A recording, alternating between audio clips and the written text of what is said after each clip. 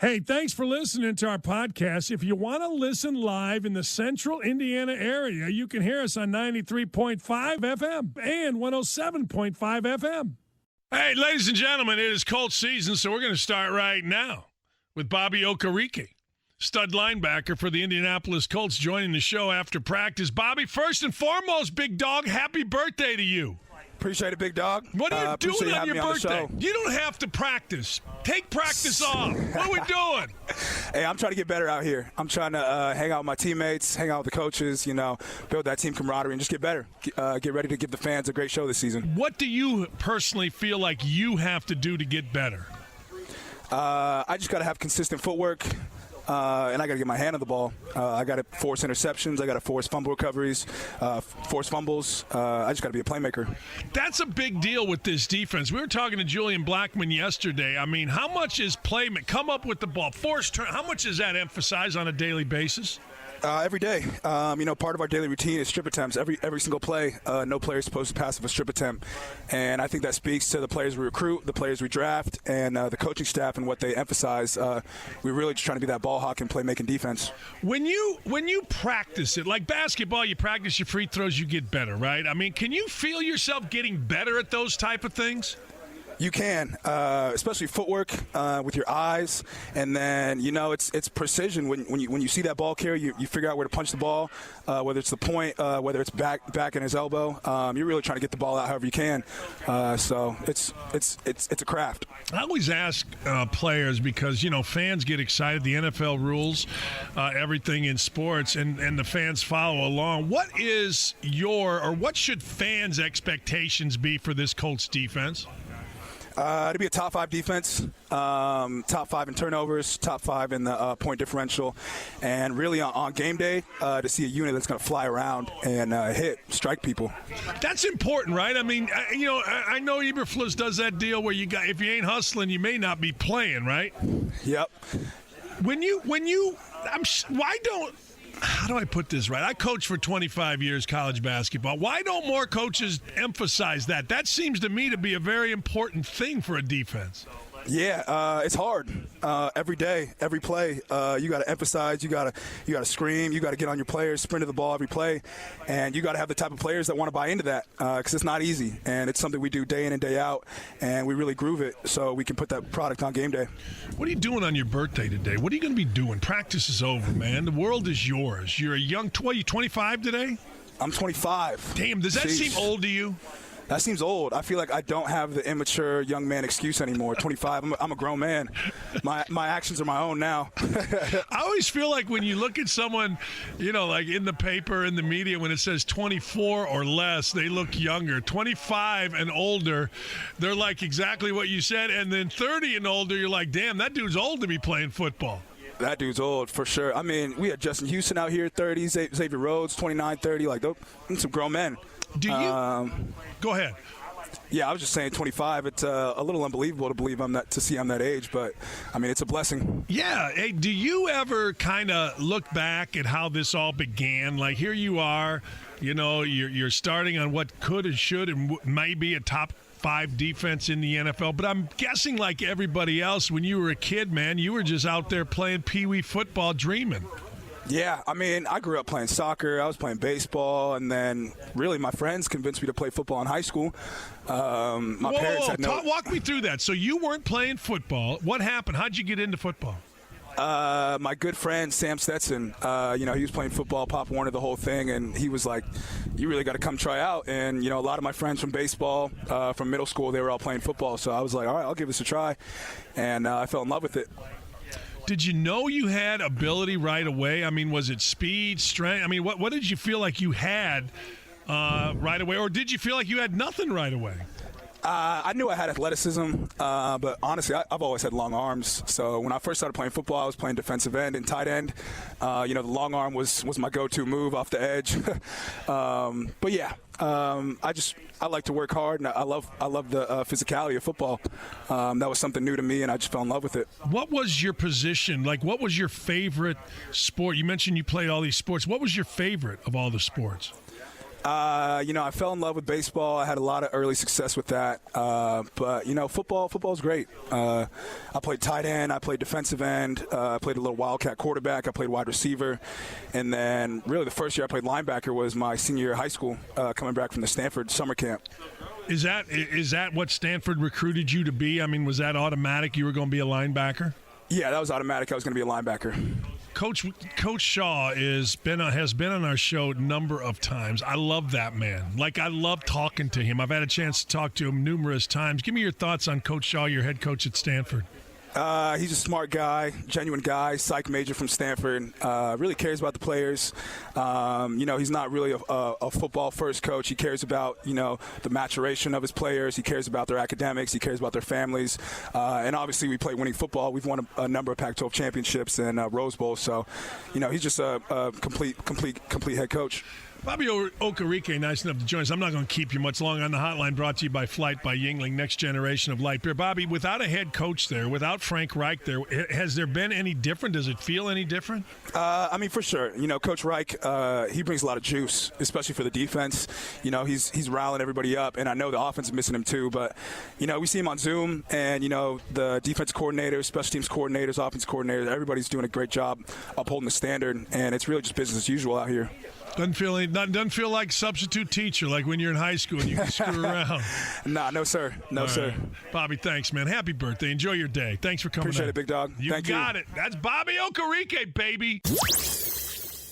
Yeah, we told you, the lovely Lee Ross down in Kentucky on a 52-story wide, 510 feet. I don't even know. Lee, how big's the arc that you were on today? Huge. Yeah? Huge.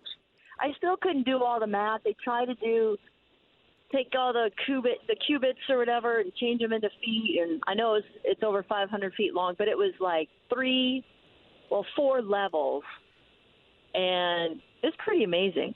It's actually like all of the storage for all the food and the water they had to bring on it, and all the animals, and then the living areas, and actually an indoor like garden where they would grow food. I mean, it was kind of like, it was pretty intense. It was crowded. Really? Oh, packed. No kidding. Tons of children and tons of rascals. Do you know what rascals are? No. The little electric scooters that, old people drive around on. Oh, yeah? Yeah? Oh, yeah.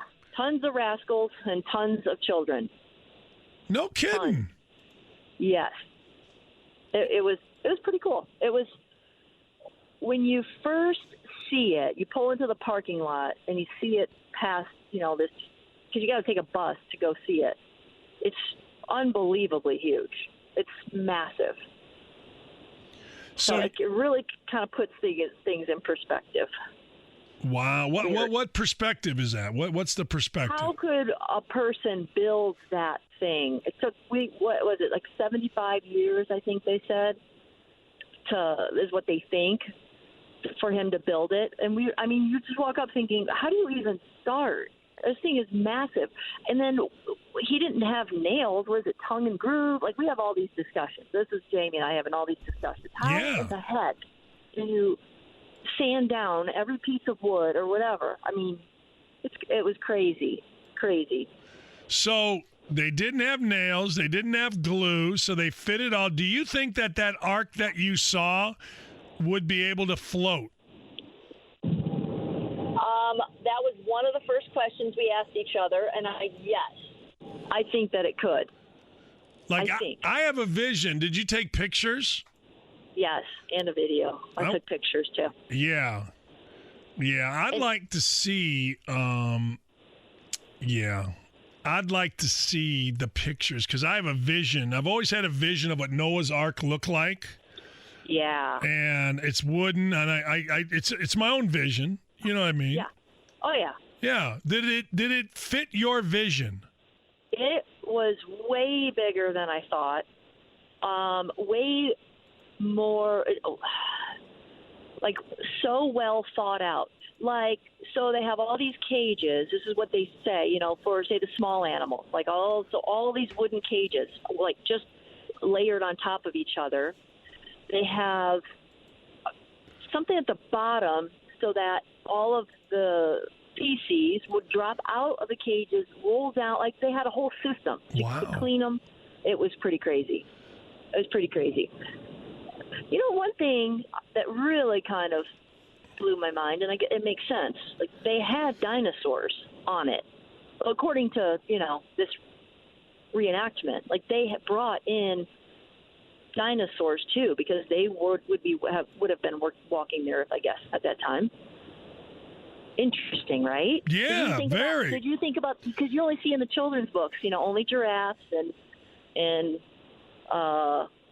zebras, but really the animals from that day would have, Interesting. Even bats.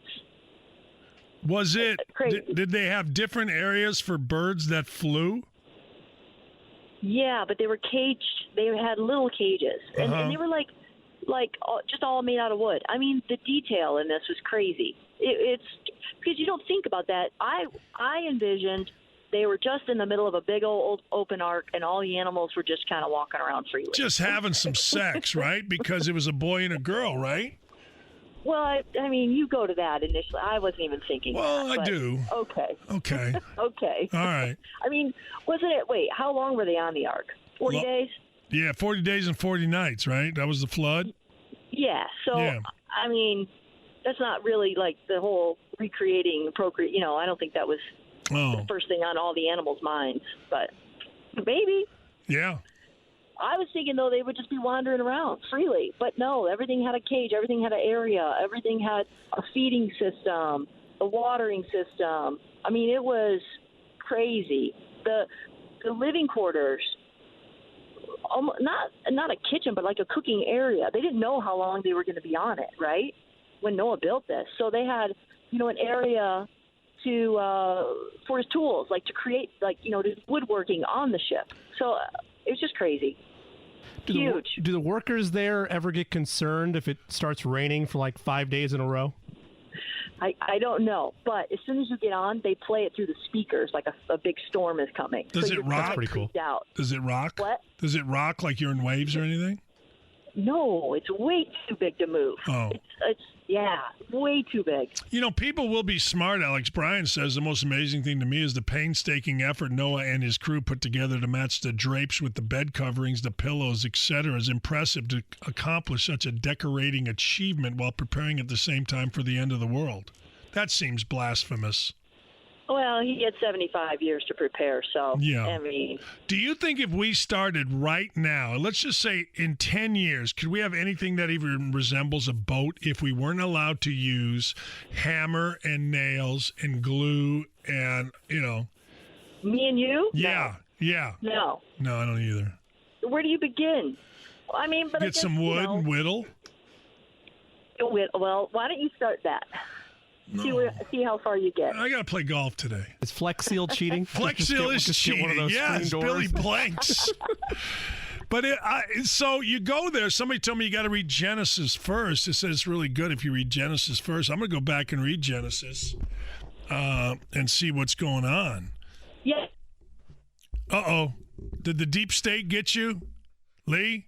Each area, what?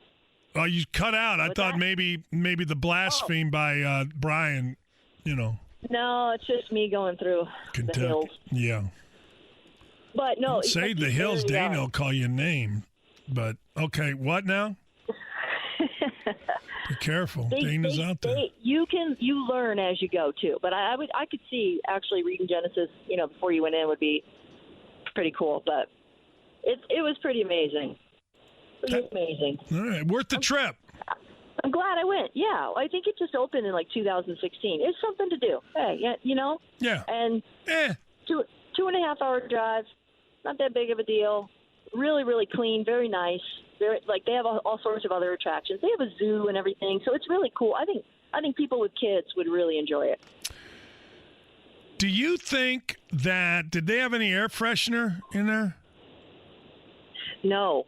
That is funny because I'm assuming the contraptions that they made to collect the waste from the animals, they'd probably just toss it overboard or something. I don't know. Yeah. Right. You know? Right. Because it all collected. Like, each area. I mean, it was intense. This is the most callers we've had. Do you mind if somebody wants to take a call? You mind hanging on? Sure. The guy says, I couldn't imagine getting stuck on a wooden boat with a T-Rex or a Velociraptor if you're running around all willy-nilly. Right, but they're not. They were in cages. That was the kind of that explains it, how they could be with the T-Rex. Yeah. Right? Brad has a question for Dan and Lee. A few years ago, you and Lee had a really interesting conversation about whether professional athletes should be a college major. Was curious if the NIL eliminates that thought or enhances that thought. I think it enhances that thought, doesn't it? Yeah, I think so.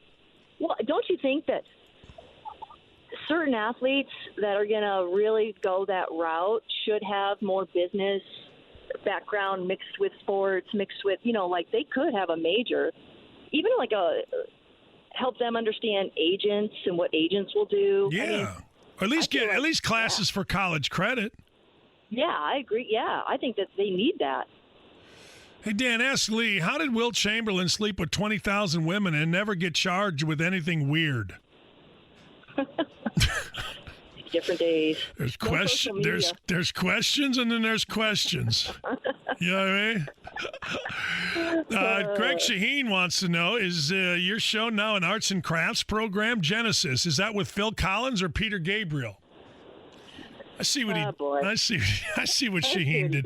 Shaheen wants to ask you out for dinner because he doesn't want to hang with me. Trent, what do you got?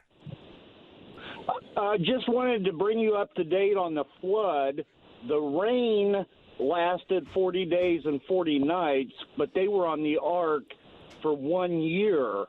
So think about that size of the ark and everything your lovely lady said. It was huge. It had to be huge. Well, what was it, 521 feet long, Lee, and 51 feet high, so it was 5 stories high and 52 stories long, right?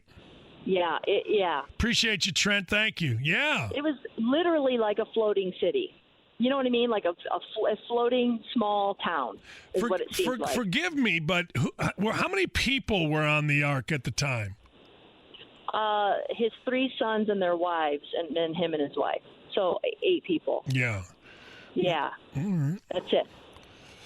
That is the original yacht, right? I mean. Yes. Yeah. How were the people there? The people were, I bet, very, very nice. I mentioned that you stayed in an Airbnb that had a barbecue place attached to it. Yeah. It was right next door. The lady who, she took a bank. So this was in, where'd we go?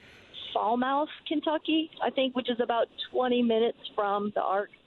And she took a bank, an old bank, and turned it into 8 separate little Airbnb rooms. And then she owned the little restaurant right next door. The town is totally dead. Like, it's dead except for that restaurant, an antique store, and then her Airbnb right next to it. Like, so it's hopefully it's cute, but hopefully more businesses start going in there. But yeah. It was so interesting. It was so cool. A lot of people are wanting phone calls, Jimmy. A lot of people are calling in. There's a lot of questions they have for you, Lee. Well, I didn't get to make it into studio this week, so I'm sure they miss us. I know. Sharing all of our randomness. Well, but I think it's interesting that you found this place. And you and I have always said, we like traveling. We like, we went to Greece. We got married in St. John's. But we've always said there's a lot of good stuff to see right here in the United States. I would have never known to go see an Ark. Like, I would never have known that it was here. You know what I'm saying? Right. And it is new. It's only, 5 years old, I think. Sure. And I'm sure with the pandemic, it closed down for, the whole year. But you're right. There's a million things to do around us. I just think we get so caught up in, I don't know, when you're home, you just don't want to get in the car. Like, you and I would never have driven 2.5 hours to go see this. Boy, you would have had to. You would have had to done, I don't even know what to get me to get in the car 2.5 hours. Basketball. What's that? to go watch basketball. No, I mean to get paid to go watch basketball, yes, but certainly not to go watch, hey, the Hoosiers are playing down in Sawbones. No, we ain't going there. No. Right. No, but I think it's very cool. What did you think about the women's softball team losing to the Japan team?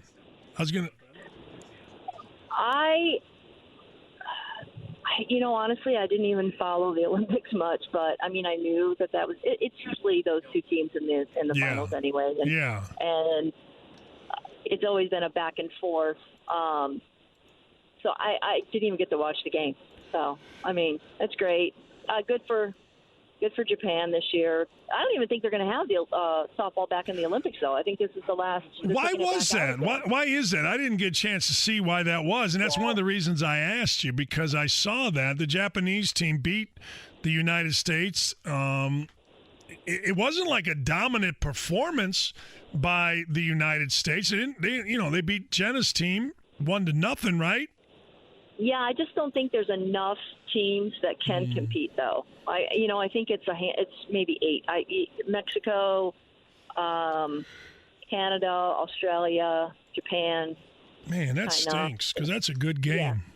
Yeah. Would you watch men's slow pitch softball if it were an Olympic sport? No, that's just a bunch of goons crushing the ball. Hitting bombs, Lee. Come on. Jimmy wants it. Jimmy wants it. Jimmy's like, I want to see guys hitting bombs. Yeah, but how hard is it to hit a freaking slow pitch, a bomb? Come on.